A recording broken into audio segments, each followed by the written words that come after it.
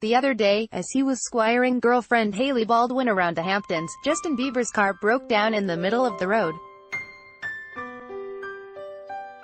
In one video, uploaded to Instagram by a passerby, the pop star is hovering outside his gullwing Mercedes-Benz SLS AMG and waving oncoming vehicles around the $200,000 obstacle. He notified the East Hampton Town Police, which in turn dispatched officers and a tow truck. Before the mechanical failure, he was reportedly going to church. Justin Bieber, photographed March 15 in Hollywood, used to be a reliable magnet for negative publicity. Not anymore, writes Vinay Menon. Philip Faraone, Getty Images. Imagine Justin Bieber as a pious traffic cop concerned with road safety. Even God must be stunned by this transformation. Not that long ago, if one of his pricey whips had stalled in public, Bieber would have smashed the windshield with a tire iron before mooning passing motorists. Back when he was urinating in a bistro bucket and egging a neighbor's mansion and attempting to sneak a monkey without travel papers into Germany, Bieber was not as he appeared in the Hamptons this week, calm and responsible. Article continued. Below, he was unhinged. If the words Justin and car were jammed into the same headline, there was a 95% chance the tragicomic tale was about drag racing or careless driving or a hit-and-stay accident with a paparazzo. The kid who started out as a YouTube phenom, the tween heartthrob with a cherubic face and real musical chops, seemed to be on a fast track to the big house.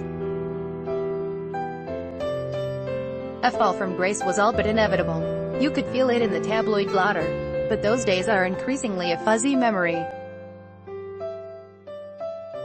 While the new Bieber still looks like a scruffy vagabond who is capable of guzzling scissor before starting a violent club brawl, he is now on a slow track to a big turnaround. Against all odds, Bieber has pulled it together. And if this lasts, it means he is also a man of his word. About a year ago, after he cancelled the final leg of his Purpose tour, Bieber posted a heartfelt note on Instagram. He expressed gratitude to his army of believers and confessed how insecurities had gotten the best of him. He regretted allowing his life to be overrun with bitterness, jealousy and fear. Then he wrote, "Me taking this time right now is me saying I want to be sustainable. I want my career to be sustainable, but I also want my mind, heart, sick, and soul to be sustainable.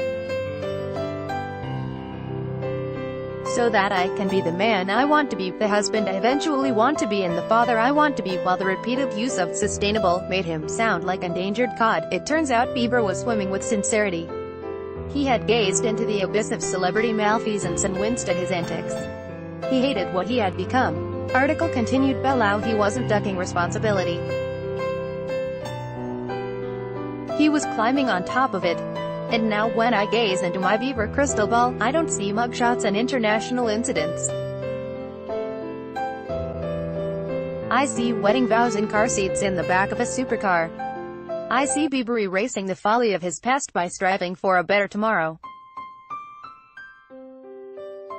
I see him eventually ferrying his kids to Little League and coming home with anniversary roses.